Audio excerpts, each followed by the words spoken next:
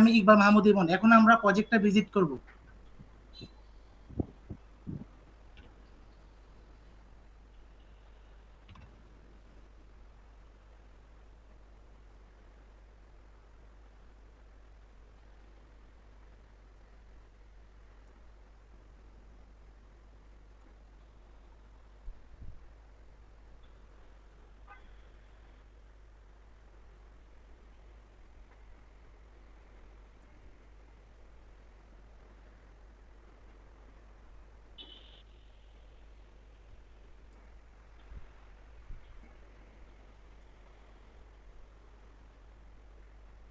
প্রজেক্টের log in পেজের যে মেইন অংশ বডি, এখানে আমরা প্রথমে একটা ডিভ নিছি, সেখানে একটা ক্লাস অক্ষর নেওয়া হয়েছে। এখানে যে ফ্রম অপশন ফ্রম নেওয়া হয়েছে, ফ্রমের মধ্যে আমরা কার্সল অ্যাড করে দিছি, যাতে আমরা যখন লগ ইন করবো, লগ ইন করার পর আমাদের পেজটা সুইচ করে কার্সল পেজে চলে যাবে। এখানে একটা ইনপুট বক্স নেওয়া হয়েছে ইমেল লেখার জন্য, এবং আরেকটা ইনপুট বক্স নেওয়া হয়েছে পাসওয়ার্ড লেখার জন্য, এবং দুইটা ইনপুট বক্সে রিকর্ড অপশন ইউজ করা হয়েছে। কারণ যদি আমরা ইমেল লিখে পাসওয়ার্ড না দিই, অথবা পাসওয়ার্ড লিখে ইমেল না দিই, যে কোনো একটা যদি মিস থাকে তাহলে আমার লগ ইন প্রপারলি হবে না। এবং এখানে ডিভের মধ্যে আরেকটা ক্লাস ব্যবহার করা হয়েছে, রিমেম্বার ফরগেট।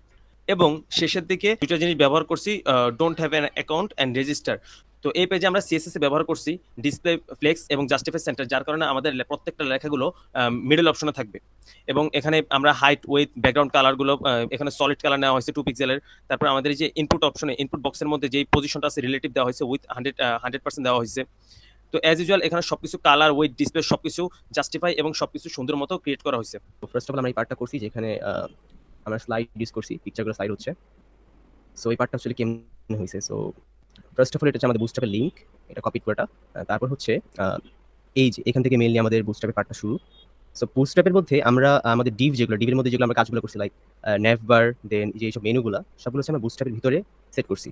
সো এই যেটা এটা যে নেভবার যে পার্টটা, এটা কিন্তু বুটস্ট্র্যাপের মধ্যে। দেন এই যে লেখা যে পার্টটা, সেটাও আমি যে লেখা পার্টটা সেটাও আর কি এখানে মধ্যে রাখছি। তো এটা আমাদের ইমেজ, নর্মাল ইমেজ যেটা আপনারা দেখতে পাচ্ছেন যে স্লাইড হয়, এই ইমেজগুলো এখানে আছে। That's it. এটা হচ্ছে আমাদের নরমাল HTML পার্টটা, তো কমপ্লেক্স না হোপফুলি। অ্যান্ড এটা হচ্ছে আমাদের CSS এর পার্টটা, যেখানে এটা হচ্ছে ফার্স্ট অফ অল মানে বুটস্ট্র্যাপে ছিল। তারপর হচ্ছে নেভবারের পার্টগুলো আমরা যেটা আগে থেকে সেট করছিলাম, নেভবারের এই যে এটা, ওকে। তারপর হচ্ছে আইকন হচ্ছে এই যে আইকন, ওকে। আইকনের যে কালার, দেন এটা আইকনের কালার আমরা সেট করছি লোগো, দেন এটা উইথ আমরা সেট করছিলাম ফ্লেক্স, ডিসপ্লে ফ্লেক্স মিন্স এটা ফ্লেক্স আকারে আসছে। এটা কিছু দেখার নাই। দেন হচ্ছে মেনু পার্টগুলো হচ্ছে যেটা মেনু পার্ট। তারপর হচ্ছে ULLI যে নামগুলো, যে C++, এগুলো সবগুলো আলাদা করে সেট করতে হচ্ছে আমাদের। That's it. কালার, দেন কালারের সাথে আমরা হোভার ইউজ করছি, এখানে হোভার ইউজ হচ্ছে বারবার, হোভার। সার্চের জন্য আমরা ইউজ করছি, সার্চের জন্য আলাদা একটা হোভার ইউজ করতে হয়েছে। That's it. বাটনের জন্য ইউজ করছি, বাটনের ফোকাস হবে। ফর্মের জন্য আলাদা ইউজ করতে হয়েছে, ফর্মের হচ্ছে পার্টটা হচ্ছে এটা। Then input, placeholder, button, same জিনিসগুলো সব সেমই আছে। অ্যান্ড দেন এই যেটা লেখার যে পার্টটা, সেটা হচ্ছে এটা হচ্ছে আমরা পরে সেট করলাম আলাদা করে। Then CP learning school, web design সবকিছু আলাদা করে আমরা রেডি করছি। অক্ষর নরমালি নেভবার কিভাবে বানানো হয়েছে, কি কি কাজ করা হয়েছে সব দেখাইছে। এখন আমরা ভিতরে দেখব নরমালি সি যে স্ট্রাকচার, ছবিটা একদম মাঝখানে, রেসপন্সিভ একদম মাঝখানে থাকবে, একদম মাঝখানে আছে। তারপর সি শিখার আগে আমাদের যা যা প্রয়োজন, কবে ক্রিয়েট হয়েছে, কে বানাইছে, কীভাবে বানাইছে, এভরিথিং। তারপর হচ্ছে এটা বুকের রেফারেন্স, তারপর কোথা থেকে আমরা এই লিঙ্কগুলো আনছি, সব কিছু একটা স্ট্রাকচার ওয়াইজ আমাদের বানানো আছে।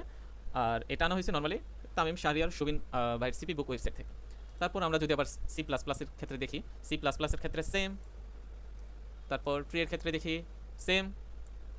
তো সব সেম স্ট্রাকচার, আমরা জাস্ট প্রতিটা পেজের জন্য ইউজ করছি। নর্মাল যদি সিতে সবার প্রথম যাই, সির মধ্যে সর্বপ্রথম আমরা মেইন নামের একটা ডিভ নিছি, এর মধ্যে সর্বপ্রথম একটা ছবি দিলাম, ছবির হাইট, ওয়েট, তারপর মার্জিন, লেফট রাইট আমরা সেট করে দিছি। তারপর H1 এর মধ্যে আমরা something important about C language এটা বলা আছে। তারপর এখানে আমাদের প্যারাগ্রাফ ট্যাগের মধ্যে এটা সম্পর্কে, সি সম্পর্কে সব বলা হয়েছে। তারপর একটা হরিজন্টাল লাইন দিলাম, তারপর আবার H1 ট্যাগ, তারপর প্যারাগ্রাফ ট্যাগের মধ্যে কম্পিউটার প্রোগ্রামিং বুক সম্পর্কে বললাম। তারপর একটা ডিভ নিলাম একদম লাস্ট পার্টের মধ্যে, আর সেই লাস্ট পার্টের মধ্যে আমরা আনঅর্ডার লিস্টের মাধ্যমে প্রতিটা লিঙ্ক আমরা অ্যাড করে দিছি। আর এটা যদি CSS পার্ট দেখি, CSS পার্ট একদম ইজি, ফন্ট ওয়েট আমাদের এরিয়াল দেওয়া, ব্যাকগ্রাউন্ডে আমরা একটা ছবি অ্যাড করছি। তারপর মার্জিন উপর থেকে যাতে 10 পিক্সেল একটু দূরে থাকে সেজন্য 10 পিক্সেল, আর কালার থাকবে সব লেখা হয়। তারপর আমাদের H1 H2 এর মধ্যে আমাদের কালারটা এটা থাকবে, তারপর প্যারাগ্রাফ ট্যাগের মধ্যে প্রতিটা লেটার যাতে মাঝখানে স্পেস থাকে সেজন্য 1.2 পিক্সেল আমরা ইউজ করছি। আর তারপর ওএল, তারপর লিস্টগুলো সবগুলো যাতে লেফট থেকে 10 পিক্সেল দূরে থাকে সেজন্য আমরা মার্জিন বটম আর মার্জিন লেফট ইউজ করছি। তারপর অ্যাঙ্কর ট্যাগগুলো, আর অ্যাঙ্কর ট্যাগগুলো যাতে একটু সুন্দর হয় হোভার টাইপ সেজন্য আমরা হোয়াইট দিচ্ছি। যেমন এখানে আমরা যদি দেখি, ওকে, যখন আমরা লিঙ্কগুলোর মধ্যে মাউসটা রাখতেছি তখন এটা হোভার হচ্ছে, হোয়াইট হয়ে যাচ্ছে এই জিনিসটা। এটা হচ্ছে লাস্ট। তারপর আমার আছে সি, সি প্লাস প্লাস,